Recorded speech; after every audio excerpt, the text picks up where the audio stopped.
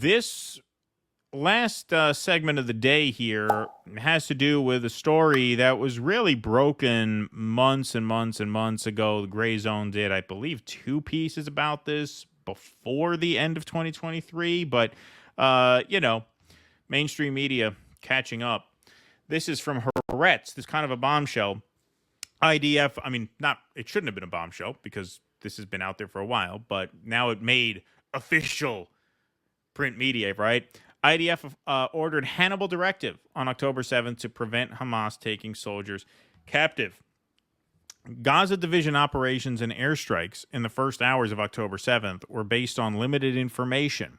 The first long moments after the Hamas attack was launched were chaotic. Reports were coming in with their significance not always clear. When their meeting was understood, it was realized that something horrific had taken place.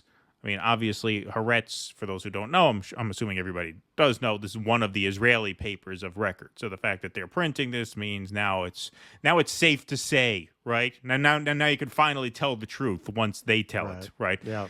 Communication networks could not keep up with the flow of information, as was the case for soldiers sending these reports. However, the message conveyed at 11:22 a.m. across the Gaza division network was understood by everyone. Not a single vehicle can return to Gaza was the order. At this point, the IDF was not aware of the extent of kidnapping along the Gaza border, but it did know that many people were involved. Thus, it was entirely clear what that message meant and what the fate of some of the kidnapped people would be. This was not the first order given by the division with the intent of foiling kidnapping, even at the expense of the lives of the kidnapped, a procedure known in the Army as the Hannibal procedure. Documents obtained by Haaretz, as well as testimonies of soldiers, mid-level, and senior IDF officers, reveal a host of orders and procedures laid down by the Gaza Division, Southern Command, and the IDF General Staff up to the afternoon hours of that day, showing how widespread this procedure was from the first hours following the attack and at various points along the border. Haaretz does not know whether or how many civilians and soldiers were hit due to these procedures, but the cumulative data indicates that many of the kidnapped people were at risk, exposed to Israeli gunfire, even if they were not the target. This is the procedure when an enemy invades Israeli territory, upon which a division commander can assume extraordinary authority, including the employment of heavy fire inside Israeli territory in order to block an enemy raid. A very senior IDF source confirmed to Haaretz that the Hannibal procedure was employed on October 7th, adding that this was not used by the divisional commander. Who did give the order? This, said the source, will perhaps be established by post-war investigations. One of these decisions, was made at 7:18 a.m. when an observation post at the Yitfa outpost reported that someone had been kidnapped at the Erez border crossing adjacent to the IDF's liaison office. Hannibal at Erez came the command from the divisional headquarters, dispatch a Zeke. The Zeke is an unmanned assault drone, and the meaning of this command was clear. This wasn't the last time that such an order was heard over the communications network. Over the next half hour, the division realized that Hamas terrorists had managed to kill and abduct soldiers serving at the crossing and at the adjacent base. Then at 7:41 a.m., it happened again.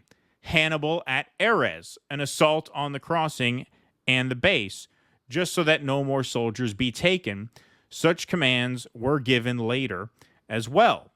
The Erez border crossing was not the only place this happened.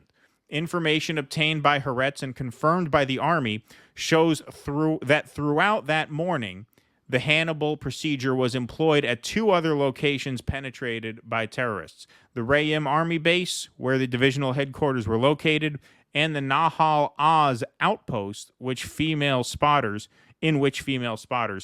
were based. This did not prevent the kidnapping of 7 of them or the killing of 15 other spotters, as well as 38 other soldiers. The decision to conduct attacks inside the outposts, says a senior defense official, will haunt senior commanders all their lives. Anyone making such a decision knew that our combatants in the area could be hit as well. But such attacks took place, it turns out, not only inside outposts or bases. At 10:32 a.m., a new order was issued, according to which all battalions in the area were ordered to fire mortars in the direction of the Gaza Strip.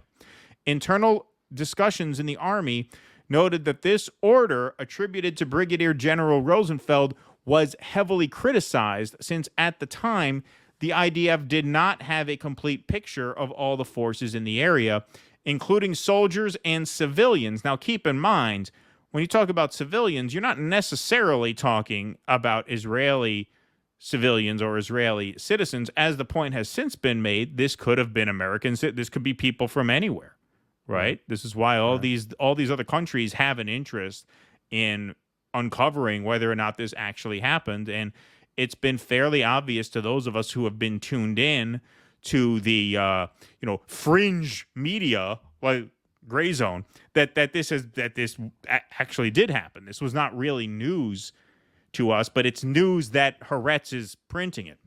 Well, it was obvious they were covering something up when they buried the cars. Yes, they buried the cars. Exactly.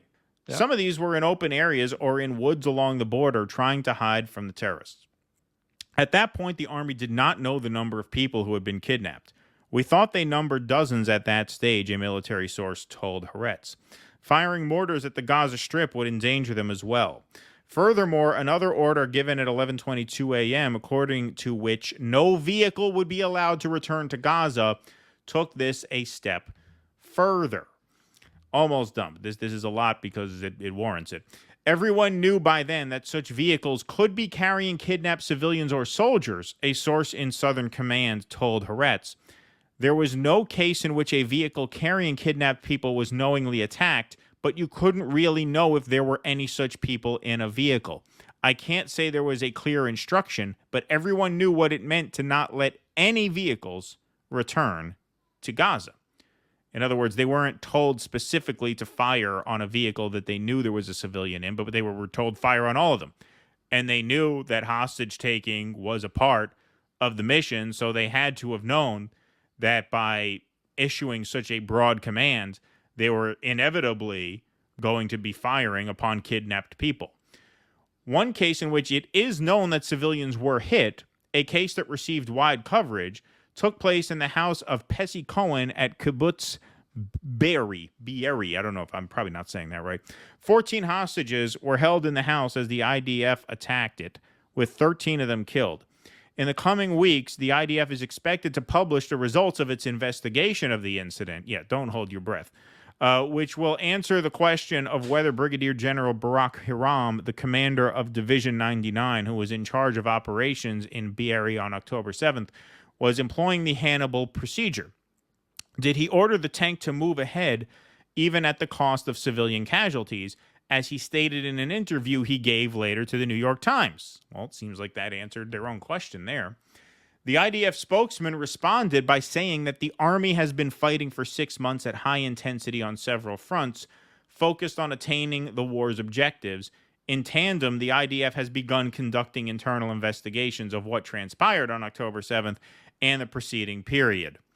Yeah, that sounds like a line that they would give you, right? Hey, we're trying to do both of these things at once. And by the time we're done doing the one, the other won't matter anymore because there'll be no Gaza left. Exactly. The aim of these investigations is to learn and to draw lessons which could be used in continuing the battle. When these investigations are concluded, the results will be presented to the public with transparency. So there you have it. What, 9 months late? I mean, the Gray Zone put out a piece on this in November, and I'm pretty sure they put out one in October as well. I'm pretty sure they put out two within 6 weeks of the event. Yeah, this is very interesting because Juliana Margulies, psychopath that she is, she wrote that insane article that I wrote a response to early on. And one of the incidents she mentioned was when Israeli soldiers had been kidnapped some time ago, 10, 15 years ago. And the settlement that they negotiated wound up releasing, I think the ratio was like 140 Palestinian prisoners for every one Israeli soldier, because the government was under such tremendous public pressure to get the soldiers back. That's why they'd rather kill them than to have to release Palestinians. They'd rather kill their own soldiers. Understand what a psychopathic criminal state this is to have a policy like that. They'd rather kill their soldiers than have to release their prisoners. Yep. That's what that's about. That's what that's about.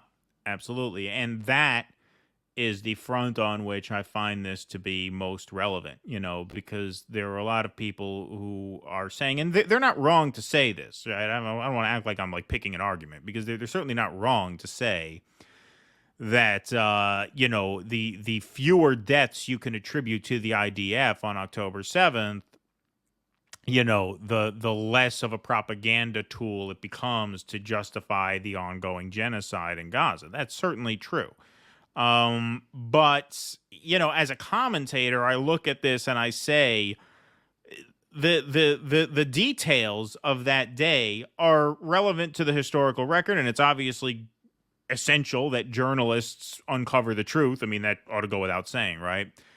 But whatever the death count on October 7th and however those deaths materialized, none of it justifies the collective punishment of people who didn't do it. Right? I come back, I land on that every time, just as a commentator, as someone thinking about this, as someone who doesn't have the skill set or the resources to go and do pieces like this. And I don't want to give Haaretz too much credit, because obviously they were not first to this. But, the same thing with the 48-minute video, the same thing with all of this. Any attempt to litigate the atrocities that happened that day, and like Max Blumenthal said on the Jimmy Dore show last night, we're not denying that atrocities took place on October 7th and that war crimes took place on October 7th. That's not the point. The point is not to litigate whether or not that happened, or even the extent to which it happened.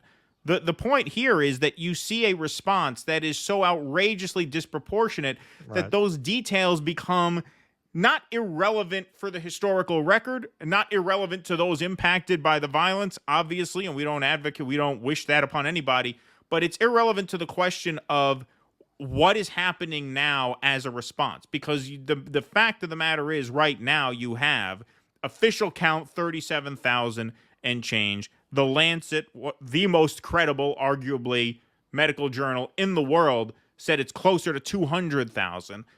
None of what happened that day can justify this, period. I land there every time. Right. Of course. But when you do look at what they did, it's just more evidence. We talk about all of these criminal rogue states, and all we mean by that is they're not aligned with our foreign policy. We don't actually care how monstrous or not monstrous a state is. If we did, you could make a strong argument. There is no state more immoral on the earth today than the Israeli state. If we actually cared about crimes against humanity, about genocide, about racism, about apartheid, we would never have an ally like that, much less to back it virtually without conditions. Right. Exactly. Please clap.